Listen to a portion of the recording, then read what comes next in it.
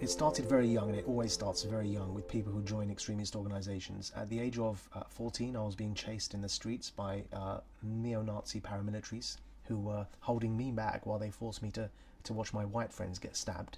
And the reason they would stab my white friends is because they considered them blood traitors for befriending me. That violence and the anger that came from that led me to join an organization that in turn had its own anger and espoused its own form of violence.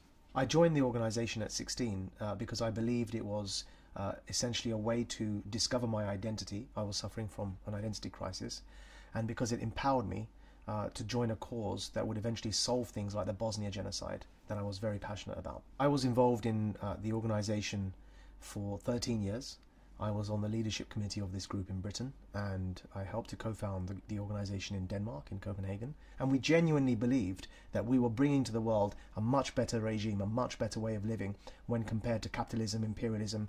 And you know, we had all of the narrative laid out, invading countries, bombing countries. We genuinely believed that we would be the balance in terms of global balance of power against Western hegemony. Eventually I became head of the Alexandria branch in Egypt, where I was eventually arrested. I was held for 4 months in solitary confinement, and after torture I very nearly became a terrorist, and I very nearly committed and promised myself that I would take revenge, violent revenge. At that stage I then checked myself and thought, well, if I'm going to commit myself to that type of action, I need to be damn sure that this is the path that I'm ready to tread on.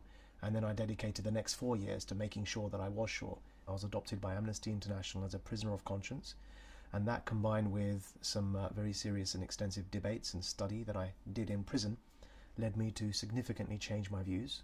When I left prison, I returned to the UK. Soon after that, I left the group that I was with, and I founded the world's first counter-extremism think tank based in London, and then went on to found Pakistan's youth-led social movement to challenge extremism on the grassroots level.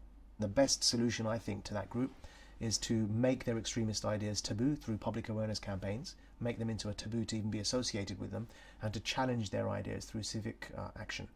Initiatives such as this at Google are wonderful for that.